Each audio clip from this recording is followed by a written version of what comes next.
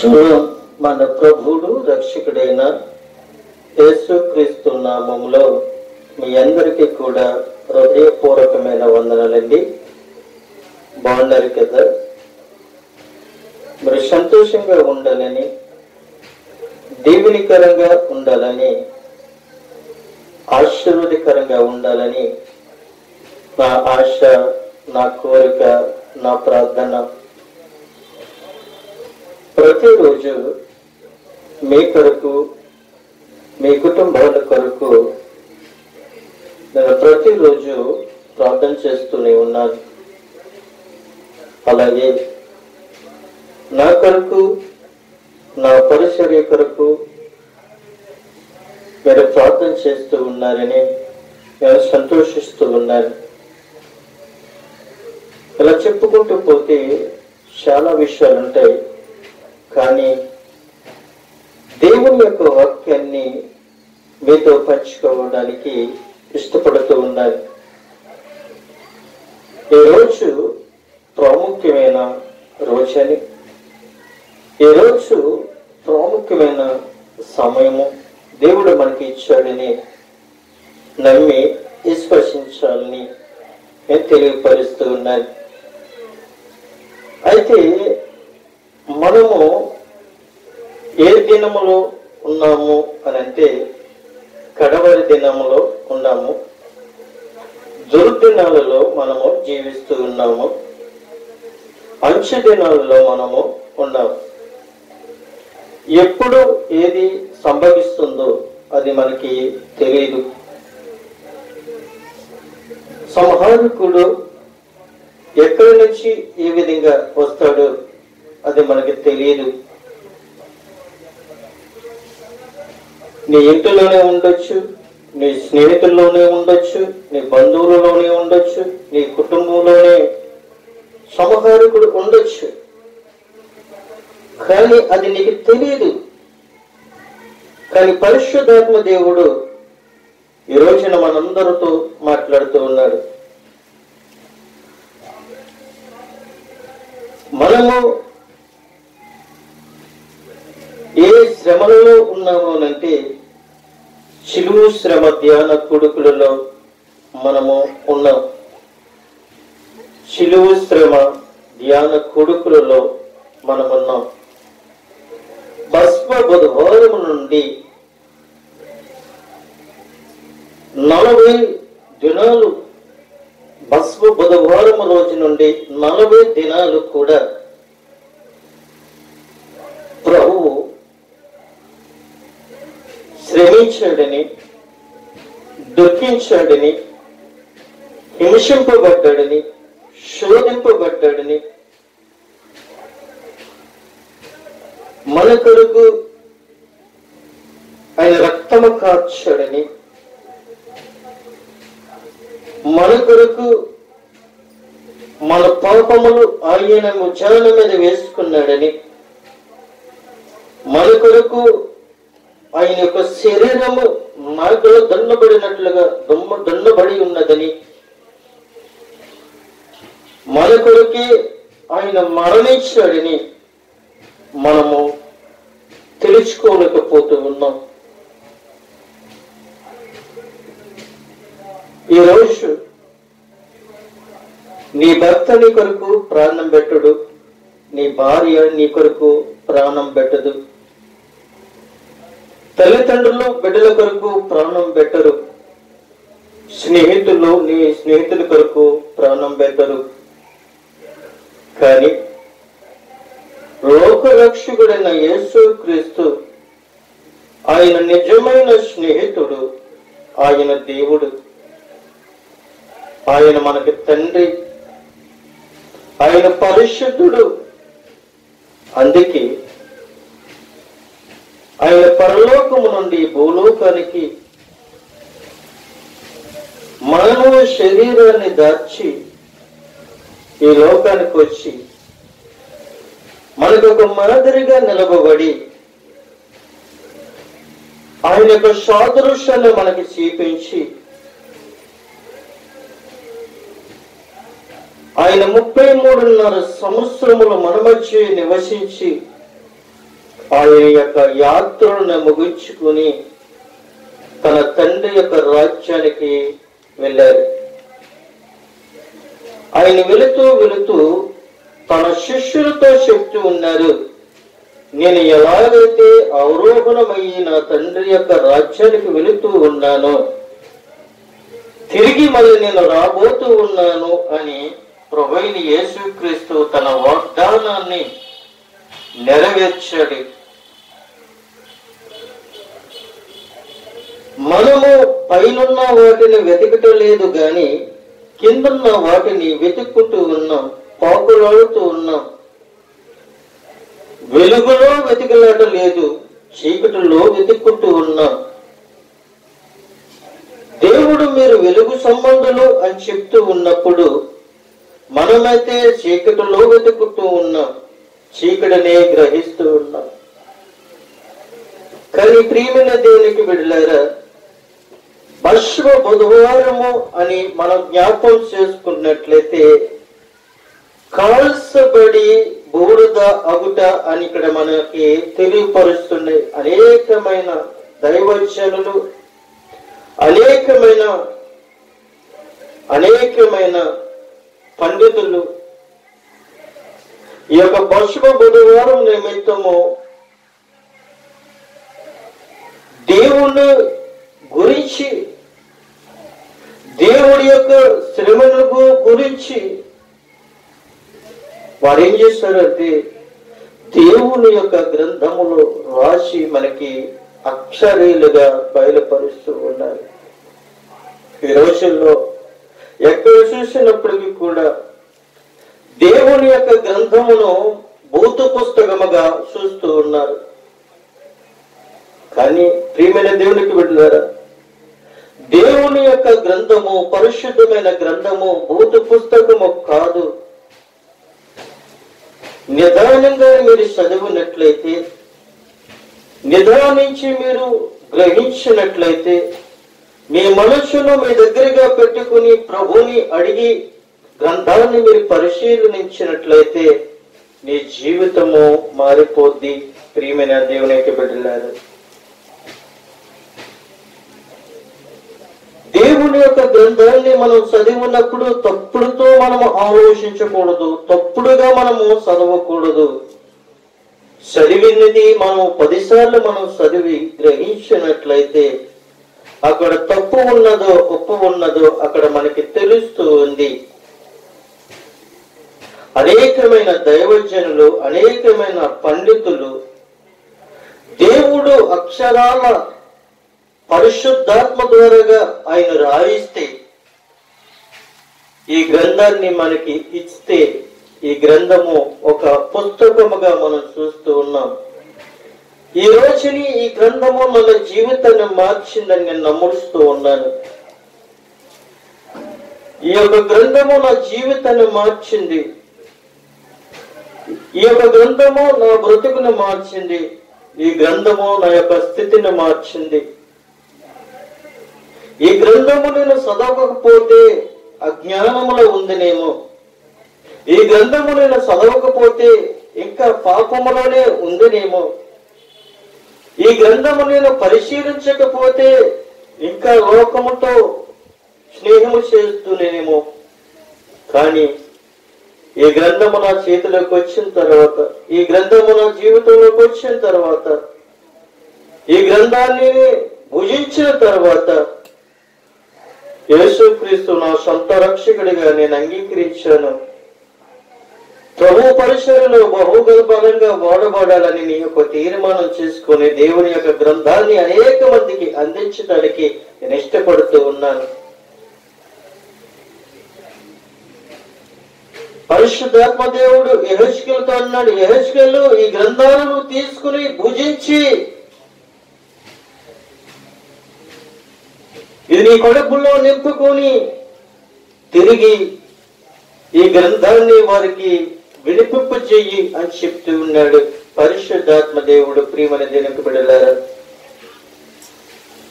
భస్మ బుధవారము అనగా ఒక బూడిదగా మనకి కనబడుతూ ఉంది. మామూలుగా మనం చూసినట్లయితే కొన్ని కట్టెలను తీసుకుని ఒక దిక్కుని వేసి అవి పూర్తిగా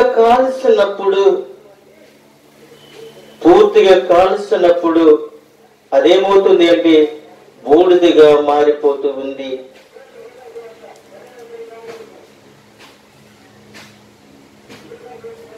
ఒక మానవుడు కొన్ని కట్టెలు తీసుకుని ఒక దిక్కుని వేసి అది కాల్సినప్పుడు పూర్తిగా కాలిపోయినప్పుడు ఆ కట్టెలు ఏమవుతున్నాయి అని అంటే బూడిదగా మారిపోతూ ఉంది. ముందు మాత్రము అవి కట్టెలే,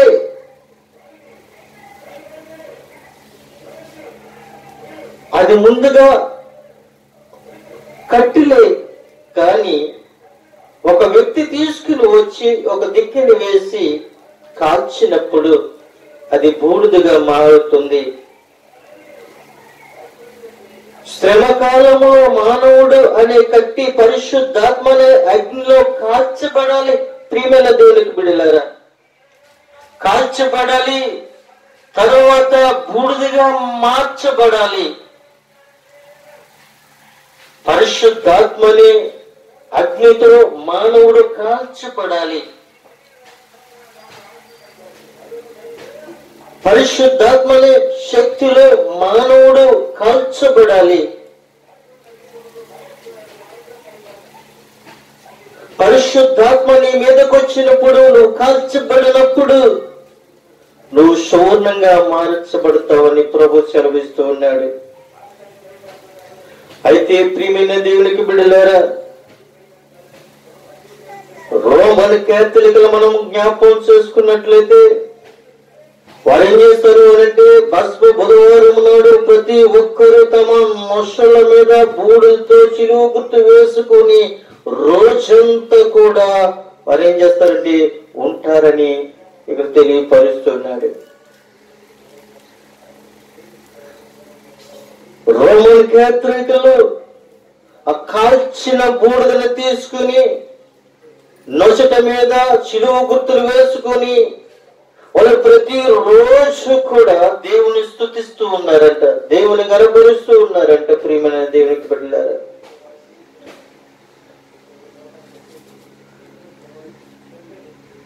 నామకార్థమైన జీవితం జీవించొద్దని ప్రభు సెలవిస్తున్నాడు. నామకార్థమైన క్రైస్తవులుగా ఉండొద్దని చెప్తూ ఉన్నాడు. ఆచార పద్ధతిలో ఉండకూడదు అని పరిశుద్ధాత్మ దేవుడు మాట్లాడుతూ ఉన్నాడు. కానీ ఆచార పద్ధతిలో నువ్వు చేసినట్లయితే, నామకారమైన పద్ధతిలో మనం ఉన్నట్లయితే దేవునికి నువ్వు దూరం అయిపోతావని ప్రభు సెలవిస్తూ ఉన్నాడు. పాత నిబంధనలో మనం చూస్తున్నట్లయితే ప్రియమైన దేవునికి బిడ్డలారా, దావీదును మనం జ్ఞాపకం చేసుకోవచ్చు, యోబును మనం జ్ఞాపకం చేసుకోవచ్చు, దానియేలును మనం జ్ఞాపకం చేసుకోవచ్చు, షద్రక్ మెషక్ అబేద్గోను మొదలైన వారిని మనం జ్ఞాపకం చేసుకోవచ్చు. వాళ్ళు దేవుని యందు భయభక్తులు కలిగిన వారు, దేవుని పరిచర్యలలోనూ దేవుడిచ్చిన బాధ్యతలను వాళ్ళు నెరవేర్చినట్లుగా మనం చూస్తూ ఉన్నాం. రెండవదిగా కొత్త నిబంధన గ్రంథంలో మనం చూస్తున్నట్లయితే ఆది అపోస్తులు మనకు కనబడుతూ ఉన్నారు. పౌలు కనబడుతున్నాడు, స్టెఫెను కనబడుతున్నాడు. ప్రియమైన దేవునికి బిడ్డలారా, అయితే ఈ రోజుని మనం ఎవరికి కనబడుతున్నామో ఒకసారి మనం జ్ఞాపకం చేసుకోవాలి. ఏ విధంగా మనం దేవుని ఆరాధిస్తున్నామో, ఏ విధంగా దేవుని గణపరుస్తూ ఉన్నామో, ఏ విధంగా దేవుని యొక్క దగ్గరికి మనము ఉంటున్నామో లేదో మనము పరిశీలించుకోవాలి. ఏదో వెళ్ళాములే, ఏదో వచ్చాములే అని కాదు. ఈ రోజుల్లో సమయము ఆసనము చేస్తున్నట్లయితే, సమయాన్ని దొంగలించినట్లయితే, సమయాన్ని వ్యర్థపరిచినట్లయితే, ఈ కడుగు దినాలలో, ఈ దుర్దినాలలో, ఈ రాబోయే కాలములో దేనిని మనము తట్టుకోబందమో ఒకసారి జ్ఞాపకం చేసుకోవాలి. అయితే ప్రియమైన దేవునికి బిడ్డలారా, అయితే ఈ రోజున మనము కట్టె ఎందుకు కాల్చబడాలన్న విషయాన్ని మనం జ్ఞాపకం చేసుకున్నట్లయితే అయినట్టు ఉన్నాడు, మన హృదయము కఠినలను బట్టి, నీతులను బట్టి, శ్రమలను బట్టి మనము కార్చే కన్నీరు, చేసిరే రోదన, ప్రత్యాతాపము ద్వారాగా ఆయన రక్తములో కడగబడి శుద్ధి చేయబడతాము అని ఇక్కడ మనకి తెలియపరుస్తున్నాడు. పరిశుద్ధాత్మ దేవుడు మనతో మాట్లాడుతూ ఉన్నాడు. శ్రమలను బట్టి మనము కన్నీరు కార్చాలి, రోదనలు చేయాలి, పశ్చాత్తాపడాలి, ఆయన రక్తములో మనము కడగబడాలి. ప్రియమైన దేవునికి బిడ్డలారా, 40 దినములు అంటే మనకేం గుర్తొస్తుంది అంటే శ్రమ అని గుర్తు వస్తుంది. ఉదాహరణగా మనం చెప్పుకుంటే 40 రోజులు యేసుక్రీస్తు మాత్రమే శ్రమ పడ్డాడు. 40 రాత్రులు 40 మరి పగళ్ళు యేసుక్రీస్తు మాత్రమే మనకి సాదృశ్యంగా కనబడుతున్నాడు. మనమైతే ఉదయం నుండి సాయంకాలం వరకు కూడా ఉపవాసం ఉంటే, సాయంకాలం భర్త వచ్చి కొంచెం మంచినీళ్ళు ఇమ్మన్నప్పుడు అడిగినప్పుడు ఎంత కోపం పడిపోతామో, భోజనం పెట్టమన్నప్పుడు ఎంత కోపం పడిపోతామో. నా బాధలు అర్థం చేసుకోవటం లేదు,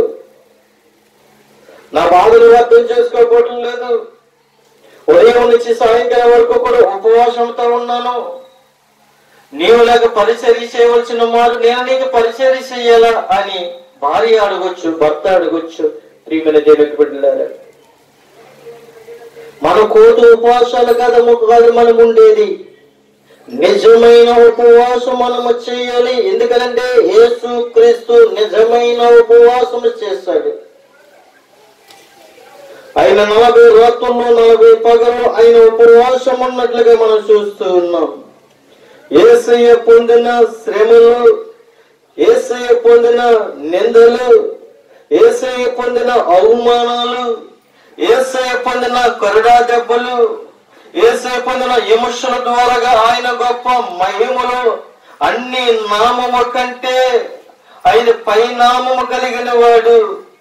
అయితే ప్రియమైన దేవునికి బిడ్డలారా, ఆయన పొందినట్లుగా కట్టెల వలెనున్న మనము కూడా శ్రమల వలన కాల్చబడటం ద్వారాగా మనలోనున్న హృదయ కాఠిన్యములో తొలగబడి బూడిదగా మారి యేసయ్య రూపము పొంది మార్చబడి మన జీవితాలను అనేకులకు మాదిరిగా వారందరినీ ప్రభు దగ్గరికి నడిపించే వ్యక్తులుగా మనం ఉండాలి. ప్రియమైన దేవునికి బిడ్డలారా, కట్టె ఎందుకు కాల్చబడాలి అంటే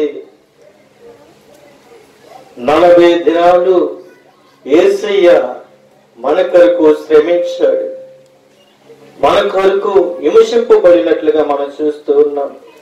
అయితే మరి ఒక మాట మనం చూసినట్లయితే బూడిద శ్రమలకు గుర్తుగా మనకు కనబడుతూ ఉన్నది.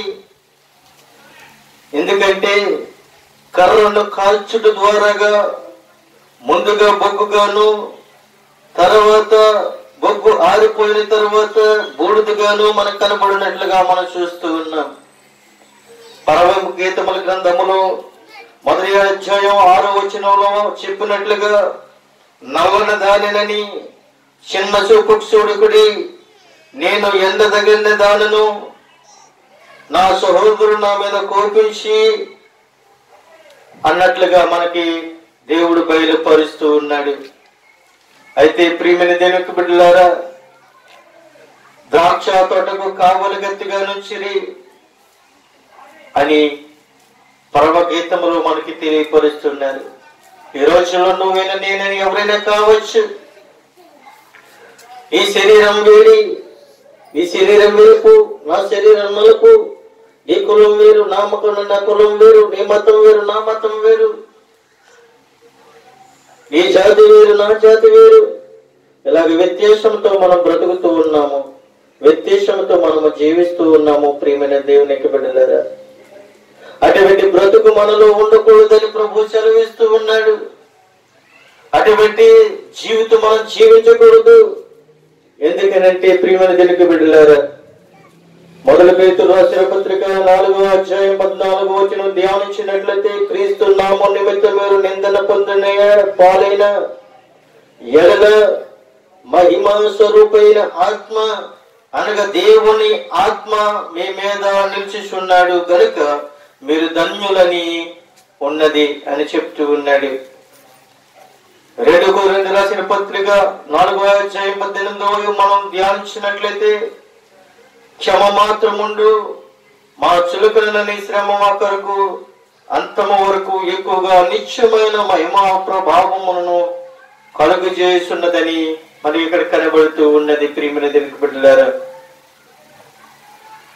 మరి యొక్క గ్రంథములు మనం చూసినట్లయితే, వీరు మహాశ్రమల నుండి వచ్చిన వారు గొర్రెపిల్ల రక్తముతో తమ వస్త్రములను ఉదుకుకొని వాటిని తెలుపు చేసుకుని అని ఉన్నది. ప్రియమైన దేవుని బిడ్డలారా, ఈ విధంగా భయంకరమైన శ్రమలలో కాలి మనిషి బూదొకట భస్మ బుధవారము గుర్తుగానున్నదని ఇక్కడ మనకి తెలియపరుస్తున్నట్లుగా ప్రభు మనకి బయలుపరుస్తున్నాడు. ఇవి ఆశ్రయించడం ద్వారాగా మనం చూసినట్లయితే జీవితకాలం అంతా కూడా బూడిదగా ఏమీ లేనట్లుగా మనమేమి చేయాలంటే తగ్గించుకోవాలి. ప్రియమైన దేవుని బిడ్డలారా, మనము తగ్గించుకోవాలి. మనలో తగ్గింపు జీవితం అనేది మనలో ఉండాలని ప్రభు సెలవిస్తూ ఉన్నాడు. రెండవదిగా మనం చూసినట్లయితే, బూడిద విశ్వాస పరీక్షకు గుర్తుగా మనకి తెలియపరుస్తూ ఉన్నాడు. శ్రమలను పొందినప్పుడు మన విశ్వాసమును పరీక్షింపబడుతూ ఉంది కనుక శ్రమ కాలంలో విశ్వాసము నుండి జారిపోకుండా వచ్చిన శ్రమలను బట్టి దేవుని మహిమపరిచినట్లుగా మనం ఉండాలి. మత్తయి సువార్త 9వ అధ్యాయం 28 ప్రకారంగా మనం చూసినట్లయితే, ఎక్కడో 2 గుడ్డివారు ఆయన వెంట వచ్చి, దావీదు కుమారుడా మమ్మల్ని కరుణింపుము అని కేకలు వేస్తారు. ప్రియమైన దేవుని బిడ్డలారా, యేసు వారి యొద్దకు వచ్చి, నేనేది చేయగలనని మీరు నమ్ముచున్నారా అని వారిని అడగగా, వారు నమ్ముచున్నాము ప్రభువా అని ఆయనతో చెప్పిరి. అప్పుడు వారు కన్నులు ముట్టి, మీ నమ్మక చొప్పున మీకు కలుగునుగా కానీ చెప్పినంతటిలో వారి కన్నులు తెరవబడెను. వీరు గుడ్డివారు, శ్రమలలో ఉన్నవారు. ప్రియమైన దేవుని బిడ్డలారా, 2 గుడ్డివారు కూడా ఏమి కలిగి ఉన్నారు అంటే శ్రమ కలిగి ఉన్నారు. వారికి కళ్ళు లేవు. వాళ్ళ కళ్ళు వచ్చేంత వరకు కూడా చాలా శ్రమ పడ్డారు. యేసయ్య ఆ కన్నులు ముట్టేంత వరకు కూడా వారు శ్రమలోనే జీవించారు, బాధలోనే జీవించారు, వేదనలోనే జీవించారు. యేసయ్య యొద్దకు వచ్చారు, ప్రభువా దావీదు కుమారుడా మమ్మల్ని కరుణింపుము అని చెప్తూ ఉన్నారు. ఈ రోజు నువ్వు ఎవరిని కరుణింపుమని అడుగుతూ ఉన్నావు. అనేకమైన ప్రజల దగ్గరికి వచ్చి నన్ను ఆదుకోండి అని వెళ్తున్నావేమో. అనేకమైన స్నేహితుల దగ్గరికి వెళ్ళి చేతులు జాపుతూ ఉన్నావేమో. అనేకమైన గృహాల యొద్దకు వెళ్ళి నన్ను ఆదుకోండి అని నీవు చేతులు చాపు నువ్వు వేడుకుంటున్నావేమో. ఇవన్నీ వ్యర్థము. ప్రియమైన దేవుని బిడ్డలారా, ఎందుకో తెలుసా?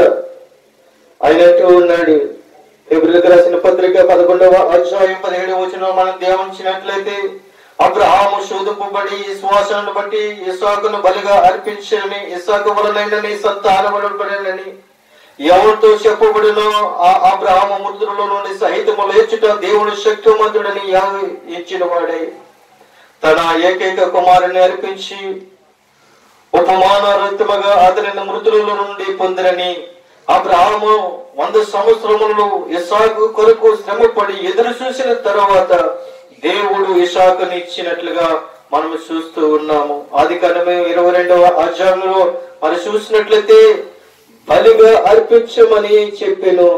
అబ్రహాము అర్పించి ఇస్సాకును మరలా పొంది విశ్వాస పరీక్షలో గెలిచినట్లుగా మనం చూస్తున్నాం. అబ్రహామా నీ ఏకైక కుమారుడిని నాకు బలిగా అర్పించమని చెప్పినప్పుడు అబ్రహామును పరిశీలించినప్పుడు అబ్రహాము వెనకాడలేదు. తన ఏకైక కుమారుడిని ఇవ్వడానికి వెనకాడలేదు. ప్రియమైన దేవుని బిడ్డలారా, అబ్రహాము విశ్వాసంలో గెలిచినట్లుగా, అబ్రహాము దేవుని యందు భయభక్తులు కలిగి దేవుని యొక్క కుమారుడు అనిపించుకోవటంలో అతని వెనకడగలేదు. ప్రియమైన దేవుని బిడ్డలారా, అనేక విశ్వాస వీరులని ఆ కాలానికి మనం చూసినట్లయితే శ్రమలు పొంది గొప్ప విజయము పొందిరి. రోమపత్రిక 5:3-4 వచనంలో మనం చూసినట్లయితే శ్రమ ఓర్పు పరీక్ష నిరీక్షణ కలుగు చేయనని ఎరిగి శ్రమల యందు అతిశయపడుతున్నట్లు అయితే మనము కూడా ఈ శ్వాస పరీక్షలో నిలిచి గెలవాలని గాని ఓడిపోకూడదు. విశ్వాసములో అబ్రహాము ఓడిపోలేదు. దేవునికి నమ్మకస్తుడుగా ఉన్నాడు. దేవునికి విశ్వాసములోను ప్రేమలోను వినటములోను దేవునికి నమ్మకస్తుడుగా ఉన్నాడని పరిశుద్ధాత్మ దేవుడు మనకి బయలుపరుస్తూ ఉన్నాడు. మూడోదిగా మనం చూసినట్లయితే బూడిద ఆత్మీయ శుద్ధీకరణ గుర్తుగా మనకు కనబడుతూ ఉంది. ప్రియమైన దేవునికి బిడ్డలారా, శ్రమలని అగ్ని ద్వారాగా కాల్చబడటం ద్వారా మన ఆత్మలను శుద్ధి కలుగుతుంది అని చెప్తూ ఉన్నాడు. అయితే యోబు గ్రంథము 42వ అధ్యాయము 6వ వచనంలో ధ్యానించినట్లయితే, కావున నన్ను నేను అసహాయించుకొని ధూళిలోనూ బూడిదలోనూ ప్రత్యాతపడుచున్నానని ఓ యోబు చెప్తూ ఉన్నాడు. అదే 23వ అధ్యాయం 10వ వచనంలో ధ్యానించినట్లయితే, నేను నడుచుచున్న మార్గము ఆయనకు తెలియను, ఆయన నన్ను శోధించిన తరువాత నేను సువర్ణమలనే కనబడుతును అని చెప్తూ ఉన్నాడు. ఈ మాటలను బట్టి యోబు గారి ఆత్మ శ్రమల వలన శుద్ధీకరించినట్లుగా కనబడుతూ ఉంది. ప్రియమైన దేవునికి బిడ్డలారా, యోబు నీతిమంతుడు, యథార్థమంతుడు, న్యాయమంతుడుగా దేవుని యందు భయభక్తులు కలిగిన వ్యక్తిగా యోబు తన కుటుంబాల నిమిత్తము బలులు అర్పించినట్లుగా తన బిడ్డలు తన కుటుంబము దేవుని యొక్క దూషిస్తారేమని ఉదయాన లేచి దేవాలయములకు వెళ్లి బలులు అర్పించే యోబు ఈ రోజున మనకి ఒక సాదృశ్యంగా కనబడుతూ ఉన్నాడు. ప్రియమైన దేవునికి బిడ్డలారా, యెహెజ్కేలు గ్రంథం 22వ అధ్యాయము 19-25 వచనాల్లో మనం ధ్యానించినట్లయితే, కావున ప్రభువైన యెహోవా సెలవిచ్చినదేమనగా, మీరందరూ మట్టి వంటి వారైతిరి, నేను మిమ్ములను యెరూషలేమునకు మధ్యన పోగు చేసేదను. ఒకడు ఈ వెండిని, వెత్తడిని, ఇనుమును, శేషమును, కనకమును పోగు చేసి కొలుములో వేసి దాని మీద అగ్ని ఊది కరిగించినట్లు నా కోపము చేత రౌద్రము చేతను మిమ్మను కరిగించుతనని ప్రభు చెప్పుచూ ఉన్నాడు. ప్రియమైన దేవునికి బిడ్డలారా, ప్రభు చెయ్యి ఈ పని ద్వారాగా వారకే గాక మనకు కూడా ఆత్మీయ శుద్ధీకరణ కలుగుతుంది. అయితే కముషాలి సువర్ణములను నిప్పులతో కొలుములు వేసి మనకు కావలసిన రూపము చేసినట్లు మనలను దేవుడు శ్రమల కొలుములో వేసి తనకిష్టమైన పాత్రులుగా చేయుతున్నాడని ఇక్కడ పాత్రుడు జీవితకాలం పోరాడు అనే మాట మనకి తెలియపరుస్తున్నది. అయితే ప్రియమైన దేవునికి బిడ్డలారా, ఇక్కడ వెండి కాదు, ఇత్తడి కాదు, శేషం కాదు, ఏమి కాదు, గాని నీవు అగ్నిలో కాల్చబడాలి. పరిశుద్ధాత్మనే అగ్నిలో కాల్చబడి సువర్ణం వలె నువ్వు బయటికి వచ్చినట్లయితే నువ్వు దేవుని కుమారుడుగా, దేవుని కుమార్తెగా అనబడతావని లేఖనాలు సెలవిస్తూ ఉన్నాయి. నాలుగో అంశాన్ని మనం జ్ఞాపకం చేసుకున్నట్లయితే, బూడిద దోషమునకు గుర్తుగా మనకి దేవుడు బయలుపరుస్తూ ఉన్నాడు. మన దోషములు మనలను తరిమి కొట్టగలుగుతున్నట్లు, మన హృదయములను క్రీస్తుకు అర్పించుకోవడం ద్వారా మన దోషము పోవునట్లు మనలను మనము బాగుగా కడుగుకొనవలెనని ఇక్కడ మనకు తెలియపరుస్తూ ఉన్నాడు. యోబు గ్రంథము 30వ అధ్యాయం 19వ వచనంలో మనం ధ్యానించినట్లయితే, ఆయన నన్ను బురదలోనికి త్రోసేను, నేను ధూళియు బూడిదనై ఉన్నట్లు నాను అని తెలియపరుస్తూ ఉన్నాడు. కీర్తనకారుడు ఇక్కడ మాట్లాడుతూ ఉన్నాడు, దావీదు నా దోషము పోవునట్లు నన్ను బాగుగా కడుగుము, నా పాపము పోవునట్లు నన్ను పవిత్రపరచమని ప్రార్థన చేస్తూ ఉన్నాడు. అయితే ప్రియమైన దేవుని బిడ్డలారా, మనము కూడా అట్లు ప్రార్థించి మన దోషములను బాగుగా కడుగుకొనవలెనని ఇక్కడ మనం నేర్చుకోవాలి. దావీదు ఎలాగైతే దేవుని యందు భయభక్తులు కలిగి ఎలాగైతే ప్రార్థన చేస్తాడో, ప్రార్థన వీరుడిగా మనకు ఎలాగైతే కనబడ్డాడో, ఆ విధంగా మనము ప్రార్థన చేసే వీరుడిగా మనం ఉండాలని మీకు తెలియపరుస్తూ ఉన్నాను. అదే కీర్తన గ్రంథంలో 38వ వచనంలో ధ్యానించినట్లయితే, నా దోషములను నా తల మీద పొల్లి పోవునని నేను మోయలేని బరువులే అవి నా మీద మోపబడి ఉన్నవని దావీదు చెప్తూ ఉన్నాడు. 40వ వచనములు ధ్యానించినట్లయితే, నా దోషములు నన్ను తరిమి కొట్టగనగా నేను తల ఎత్తి చూడలేక పోతిని, లేఖకు అయ్యి నా తల వెంట్రుకలు మించి ఉన్నవి అంటూ ఉన్నాడు. నా హృదయమును ధైర్యమును పడి ఉన్నది అని దావీదు నా దోషములు ఒప్పుకొనుచున్నాడని దావీదు తెలియపరిచినట్లుగా మనం చూస్తూ ఉన్నాము. ప్రియమైన దేవునికి బిడ్డలారా, దావీదు ఎంత గొప్ప ప్రార్థన వీరుడో మనకు తెలియపరుస్తున్నది. దావీదు ఒకప్పుడు పాపంలో ఉండొచ్చు, శాపంలో ఉండొచ్చు, కానీ తన శ్రమ కొలువుల నుండి పరిశుద్ధాత్మ దేవుడు విడిపింపబడినట్లుగా మనం చూస్తూ ఉన్నాం. ఇర్మియా గ్రంథము 22వ వచనంలో చూసినట్లయితే, నీవు క్షారముతో కడుగుకొనెను, విస్తారమైన చొప్పు రోజుకులను నీ దోషము మరొక వలె కనబడుచు ఉన్నది. ఇక్కడ మన దోషములను మనం స్వంత పద్ధతుల ద్వారా శుద్ధి చేసుకోవాలని ప్రయత్నించినట్లయితే అవి శుద్ధి చేయబడవు గాని శ్రమలను అనుభవించి ఖాళీ బూడిదొకటి ద్వారా మన దోషములు విముక్తి కలుగుతూ ఉన్నదని దేవుడు బయలుపరుస్తూ ఉన్నాడు. ఎంత సబ్బు రాసుకున్నా, ఈ ఒంటికి ఎంత సబ్బు రాసుకున్నా, ఎంత ఖరీదైనా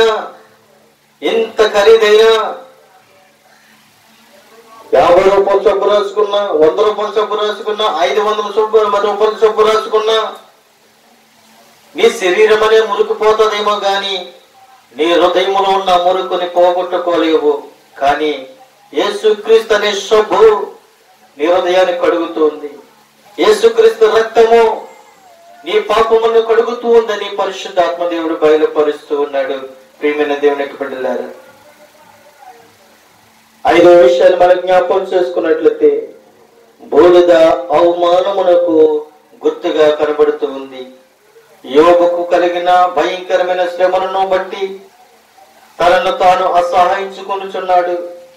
తన భార్య కూడా తనను అసహాయించుకున్నట్లుగా మనం చూస్తూ ఉన్నాం. కానీ దేవుని పట్ల తన కొన్న నమ్మకమును అతనిని బాగుగా మరి బలపరిచింది.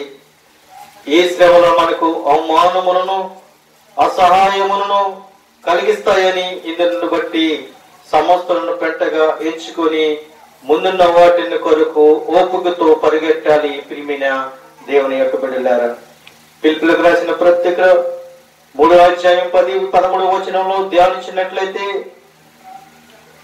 ఏ విధము చేతులైనను మృతులలో నుండి నాకు పునరుత్థానము కలగవలెనని ఆయన మరణ విషయములో సమాధానమును గల వాడినై ఆయనను ఆయన పునరుద్ధాన బలమును ఎరుగు నిమిత్తమును ఆయన శ్రమలలో పాలువాడుటకు ఎట్టుతో ఎరుగు నిమిత్తము సమస్తము నష్టపరుచుకొని వాటిని పెంటతో సమానంగా ఎంచుకున్నానని పౌలు చెప్తూ ఉన్నాడు. ప్రియమైన దేవునికి బిడ్డలారా, అదేగాక వెనుక ఉన్న మనిషి ముందున్న వాటి కొరకు వేగిలి పరుచు క్రీస్తు యేసు నందు దేవుని ఉన్నతమైన పిలుపునకు కలుగు బహుమానం పొందవలనని గురి ఎద్దుకే పరిగెత్తుచున్నానని చెప్తూ ఉన్నాడు. అయితే ప్రియమైన దేవునికి బిడ్డలారా, మనము కూడా అవమానం పక్కన పెట్టి సమస్తను పెంటగా ఎంచుకొని గురి ఎద్దుకే మనం పరిగెత్తినట్లుగా మనము ఉండాలి. అదే పిలుపులకు రాసిన పత్రిక 2వ అధ్యాయం 8వ వచనం ధ్యానించినట్లయితే, సర్వశక్తిమంతుడైన దేవుడు ఆకారమందు మనుషుడిగా కనబడి మరణము పొందినంతగా అనగా శిలువ మరణం పొందినంతగా విధేయత చూపిన వాడి తన్ని తాను తగ్గించుకున్నట్లుగా మనం చూస్తూ ఉన్నాం.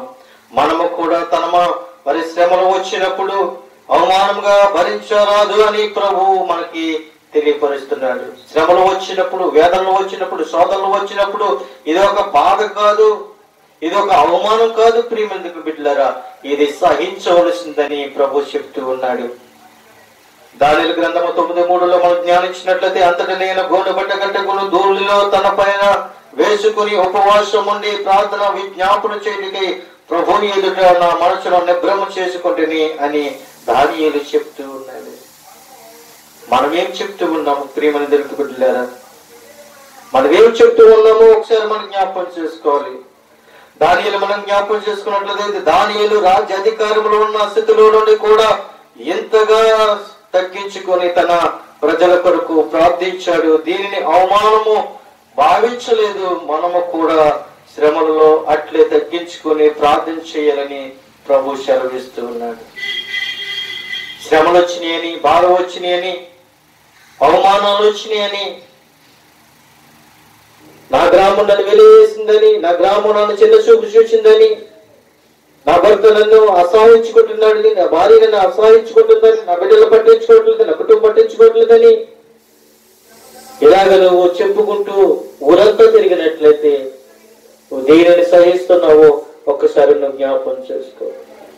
అయితే ప్రియమైన దగ్గర బిడ్డలారా, 6వ విషయం మనం జ్ఞాపకం చేసుకున్నట్లయితే, బూడిద కన్నిటికి గుర్తుగా మనకు కనబడుతూ ఉంది. 2 సమూయేలు గ్రంథం 13:19 మరి ధ్యానించినట్లయితే, చూసినట్లయితే, తామారు కన్నీరు కార్చి తన తల మీద బూడిద మరి పోసుకొని కన్నీరు మున్నీరుగా విలిపించినట్లుగా చూస్తూ ఉన్నాము. యెహోషువ గ్రంథము 7:6-7 మరి చూసినట్లయితే, ఇశ్రాయేలు సైన్యం 3,000 మంది హాయి మీదకి వెళ్ళగా హాయి వారి ఎదుట నిలవలేకపోయేరి. ఇశ్రాయేలు 36 మంది హతులైనప్పటికీ కూడా జనులు గుండెలు కరిగి నీరైపోయిన దీనంతటికి కారణము ప్రియమైన దేవుని బిడ్డలారా, యెహోషువ గ్రంథము 7:19-26 మనం ధ్యానించినట్లయితే, యెరికో పట్టణము జయించినప్పుడు ఆకాను శపితము చేయబడిన దానిలలో కొంత తీసుకొని పాపము చేశాను. ఈ పాపం బట్టి ఓటమి అనే శ్రమ వచ్చినట్లుగా మనం చూస్తున్నాం. అదే గ్రంథంలో 7:6 మనం ధ్యానించినట్లయితే, యెహోషువ ఇశ్రాయేలు పెద్దల దేవుని యొక్క సన్నిధిలో బట్టలు చెప్పుకొని నేల మీద ముఖము మోపి తమ తలల మీద గూడు మరి ధూళి పోసుకుని కన్నీటి ప్రార్థన చేసినట్లుగా మనం చూస్తున్నాం. అయితే ప్రియమైన దేవునికి బిడ్డలారా, ఈ కన్నీటి ప్రార్థన వలన ఆకాను పాపము దేవుని తొలగించినట్లు చేసి మరలా హాయి మీదకి జయం పొందినట్లుగాను మనము కూడా కన్నీటి ప్రార్థన ద్వారా మనలో పాపము పరిహరించుకొని ఆయన యొక్క సన్నిధిలో శ్రమ పడి జయం పొందాలని ప్రభు సెలవిస్తూ ఉన్నాడు. మనం జయం పొందాలని ఆయన ఆశిస్తూ ఉన్నాడు. ఆయన ఆశిస్తూ ప్రకారంగా మనము దేవుని యందు భయభక్తిని కలిగి ఉండాలి.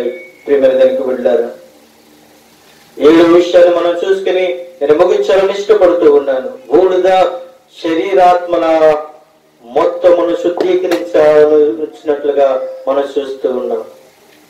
అయితే ప్రియమైన దీనికి బిడ్డలారా, దేవుడు మనలో నున్న అపవిత్రతను యేసు రక్తము ద్వారా శుద్ధీకరించి మనల్ని పరిశుద్ధ సంఘముగా, పరిశుద్ధ జనముగా తయారు చేసినట్లుగా మనం చూస్తూ ఉన్నాం. అయితే ప్రియమైన దీనికి బిడ్డలారా, ఆదికాండ గ్రంథము 18:1-27 వరకు మనం ధ్యానించుకున్నట్లయితే, అబ్రహాము సొదొమ గొర్రెమ పట్లను గుర్తించి ప్రార్థించుమా తన శరీరములను ఆత్మను కూడా బూడిదలో పోల్చుకొని శ్రమలలో కాల్చబడినట్లుగా మనం చూస్తూ ఉన్నాం. అయితే ప్రియమైన దీనికి బిడ్డలారా, అబ్రహాము సుమారు 100 సంవత్సరాలు కాలుతూ తనను బూడిదతో పోల్చుకున్నట్లుగా కర్ర కట్టెల పైన మనము అగ్నికి హగుదైతేనే గాని కాలి బూడిదగా మారితేనే గాని మనము అసలైన దేవుని సహవాసము పొందలేము. అయితే ప్రియమైన దీనికి బిడ్డలారా, అబ్రహాము 100 సంవత్సరాలు కాలి దేవుని స్నేహితుడు అనిపించుకొని మనను శ్రమలో కాలి శుద్ధీకరింపబడి దేవుని స్నేహితుడిగా తయారు కావాలని ఇక్కడ మనము ధ్యానించుకోబోతూ ఉన్నాం.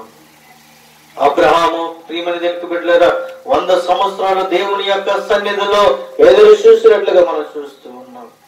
ఎఫెసీయులకు రాసిన పత్రిక 5వ అధ్యాయము 26-27 వచనంలో మనం చూసినట్లయితే క్రీస్తు కూడా సంఘములను ప్రేమించి అది కలంకమైనను ముడతైనను అట్టిది మరి ఏదైనను లేక పరిశుద్ధమైనగాను నిర్దోషమైనగాను మహిమ గల సంఘముగాను ఆయన తన ఎదుట దానిని నిలబెట్టుకొనవలెనని వాక్యముతో ఉదయ స్థానము చేత దానిని పవిత్రపరిచి పరిశుద్ధ పురుషుడికి దాని కొరకు తను తాను అప్పగించుకునని ఇక్కడ మనం చూస్తున్నాం. ప్రభు శిలువలో అంత శ్రమ పొందితేనే గాని మనము శుద్ధీకరింపబడలేదు. ప్రియమైన దేవుని యొక్క బిడ్డలారా, కనుక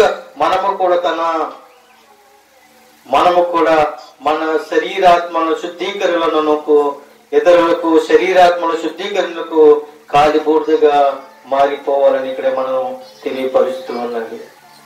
యెషయా గ్రంథము 41వ అధ్యాయము 8వ వచనంలో మనం ధ్యానించినట్లయితే దేవుడు తన సేవకుడైన ఇశ్రాయేలును ఏర్పరచుకున్న యాకోబు నా స్నేహితుడైన అబ్రహాము సంతానమా అని చెబుతూ ఉన్నాడు.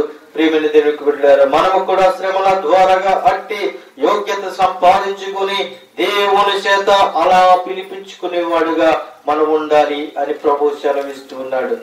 అయితే మనం ఈ రోజుని మనం ఏం చేస్తున్నామో ఒక్కసారి మనం జ్ఞాపకం చేసుకున్నట్లయితే మనం ఇంకా మరి ముగింపులకు వస్తూ ఉన్నాము. ప్రియమైన దేవునికి బిడ్డలారా, యోహాను సువార్త 15వ అధ్యాయం 14వ వచనంలో చూసినట్లయితే మీకు ఆజ్ఞాపించిన వాటిని చేసిన ఎడల మీరు నాకు స్నేహితులై ఉందురని ప్రభు చెప్తూ ఉన్నాడు. అయితే ప్రియమైన దేవునికి బిడ్డలారా, మీరు నాకు స్నేహితులై ఉన్నారని ప్రభు సెలవిస్తూ ఉన్నాడు. కనుక మనము శ్రమ పడి ఆయన ఆజ్ఞను నెరవేర్చిన ఎడల అబ్రహాము వరుసలోనికి వెళ్ళగలము. అట్టి దేవుని కృప మనకు అనుగ్రహింపబడిన గాక. ప్రియమైన దేవునికి బిడ్డలారా, ఇక్కడ 7 విషయాలు మనం జ్ఞాపకం చేసుకున్నాం. అయితే ప్రియమైన దేవునికి బిడ్డలారా, 7 విషయాలు మనం జ్ఞాపకం చేసుకున్నాం.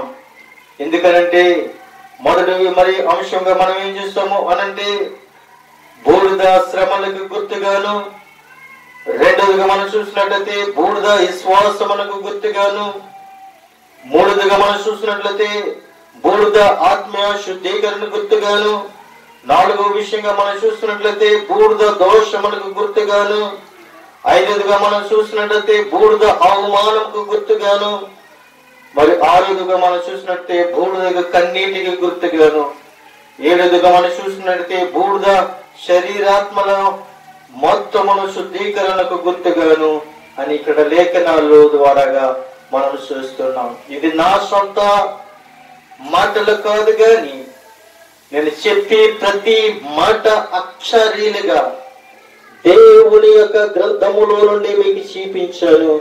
ఇది నా కొట్టగత కాదు, నా ఎత్తుగీతమైన మాటలు కాదు, ఇది పిట్టగతలు కాదు, ఇది ఉదాహరించి చెప్పే మాటలు కాదు. ప్రియమైన బిడ్డలారా, శ్రమ దినాలలో అక్కడ దైవజనులు అనేక మంది మనకి సాదృశ్యంగా కనబడ్డారు. దైవజనులే కాదు, ఆది అపోస్తలులే కాదు, ప్రభువైన యేసు క్రీస్తు అక్షరాలుగా మనకి ఆయన మన కొరకు మనకొక మాదిరిగా కనబడుతూ ఉన్నాడు. భస్మ బుధవారము మనం ఎందుకు అని చేసుకోవాలన్న విషయాన్ని మనం జ్ఞాపకం చేసుకున్నాం.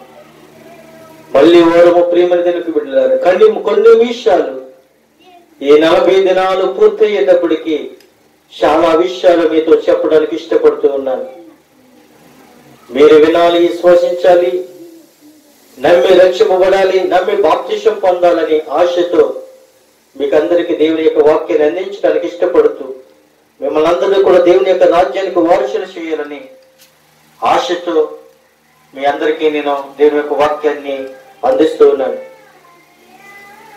యూట్యూబ్ లో వింటున్న బిడ్డలను, ఫేస్బుక్ లో వింటున్న బిడ్డలను, ఇన్స్టాగ్రామ్ లో వింటున్న బిడ్డలకును, వాట్సాప్ లో వింటున్న బిడ్డలందరికీ మీరు ఎక్కడ ఉన్నప్పటికీ, ఏ దేశంలో ఉన్నప్పటికీ, ఏ ప్రాంతంలో ఉన్నప్పటికీ కూడా దేవుని యొక్క వాక్యాన్ని నేను అందించడానికి ఇష్టపడుతూ ఉన్నాను. మీరు విని విశ్వాసము పొందుకొని అనేక మందికి రక్షణ భాగ్యంలో దేవుని యొక్క కుమారులుగా కుమార్తెలుగా అనిపించుకొని దేవుని యొక్క రాజ్యానికి ఎదురు చూసే బిడ్డలుగా ఉండాలని కోరుకుంటూ నా మాటలను ముగిస్తున్నాను. కొద్ది మాటలు దేవుడు దీవించును గాక.